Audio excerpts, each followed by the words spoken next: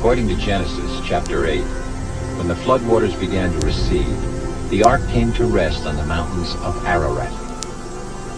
Noah and his family descended the mountain to begin life anew. God had commanded that they should not remain in one place, but should go forth, be fruitful, and replenish the earth. But the descendants of Noah violated God's edict. They settled in the fertile plain between the Tigris and the Euphrates River. When they began building a tower to the heavens, God decided to disperse them. According to the Bible, all the languages of the world had their beginning at one moment in time, the cataclysmic destruction of the legendary Tower of Babel. The biblical story of Babel is completely consistent with all of the evidence. Anyone who denies this fact is simply engaging in fantasy or speculation. Scholars and students of the Bible questioned the location, even the existence of the land of Shinar. Then in the early part of the last century, archaeologists brought forth thousands of cuneiform tablets like this one. On such tablets from Egypt, Syria, and the Hittite and Hurrian kingdoms was the name Shinar in various pronunciations. The land where the biblical story was set was here, in what is now Iraq. The historians of antiquity, including Alexander the Great, all wrote about having seen the ruins of the Tower of Babel. There have been innumerable archaeological digs over the past 100 years that have unearthed the great treasures of Sumer, Assyria, and Babylon in Iraq. The Beers Nimrud site at Borsippa has been favored by many archaeologists as the Tower of Babel. The ziggurat of Ur and the ruins of Entemenaki near Babylon are even more favored. Is one of these sites the possible location for the Tower of Babel?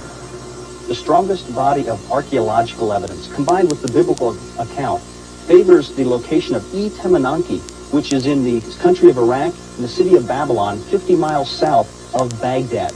This site was recently featured in a Reader's Digest reference book as the probable site for the location of the Tower of Babel.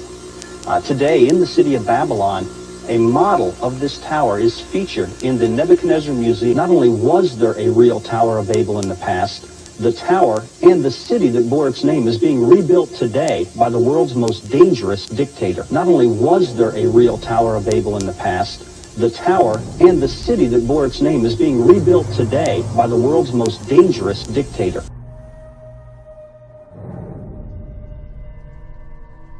Simply stated, there is no doubt that Saddam Hussein now has weapons of mass destruction. Weapons of mass destruction. Weapons of mass destruction. Weapons of mass destruction. Weapons of mass destruction. Weapons of mass destruction. Weapons of mass destruction.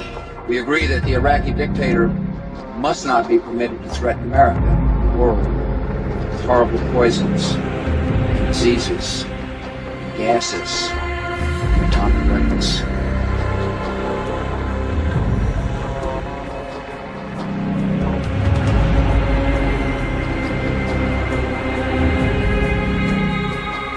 Evidence from intelligence sources, secret communications, and statements by people now in custody reveal that Saddam Hussein aids and protects terrorists, including members of Al-Qaeda. I want to put into the record, Mr. Chairman, a page from this document put out by the Bush administration, the Network of Terrorism. It was put out a month after 9/11. A page that says countries where Al-Qaeda or affiliated groups have operated. Iraq is not listed. The temple towers of Mesopotamia were centers for communicating with ancient astronauts. I believe the tower was intended as a communication device, but not with any so-called ancient astronauts, rather with the spirit world of demons and fallen angels. Rather with the spirit world of demons and fallen angels. We have before us the opportunity to forge for ourselves and for future generations a new world order, a world where the rule of law, not the law of the jungle, governs the conduct of nations. When we are successful, and we will be, we have a real chance at this new world order, an order in which a credible United Nations can use its peacekeeping role to fulfill the promise and vision of the UN's founders.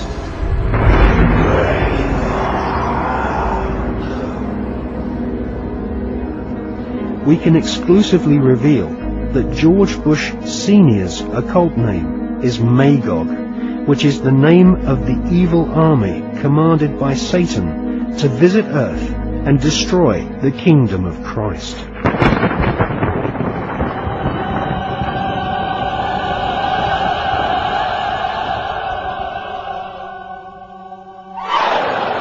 These minor antichrists, or Dajjals, herald the era of the great Dajjal, the supreme Antichrist, the premier son of Satan, who will spread terror in the name of peace. So long until they suspend and or make it clear that they that their statements aren't real. Yeah, I believe they want to have the capacity, the knowledge, in order to make a nuclear weapon, and I know it's in the world's interest to prevent them from doing so. I believe that the Iranian, if Iran had a nuclear weapon, it would be a dangerous threat to world peace. We got a leader in Iran who has announced that he wants to destroy Israel. So I've told people that if you're interested in avoiding World War III, it seems like you ought to be interested in preventing them from having the knowledge necessary to make a nuclear weapon. And I take the threat of Iran with a nuclear weapon very seriously.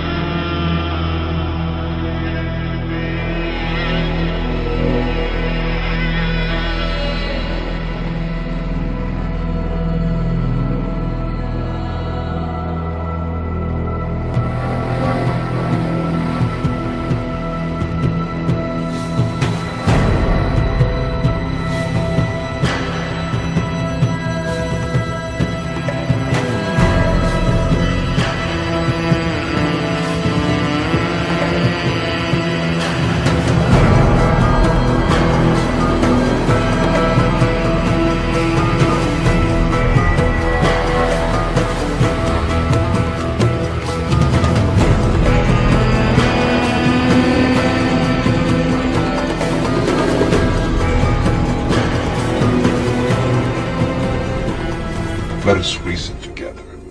It would be a regrettable waste. It would be nothing short of madness for you, brave king, and your valiant troops to perish. All because of a simple misunderstanding. There is much our cultures could share. Haven't you noticed? We've been sharing our culture with you all morning. Yours is a fascinating tribe. Even now you are defiant. In the face of annihilation, and the presence of a god. It isn't wise to stand against me, Leonidas. Imagine what horrible fate awaits my enemies when I would gladly kill any of my own men for victory. And I would die for any one of mine. You Greeks take pride in your logic. I suggest you employ it. Consider the beautiful land you so vigorously defend. Picture it reduced to ash at my whim.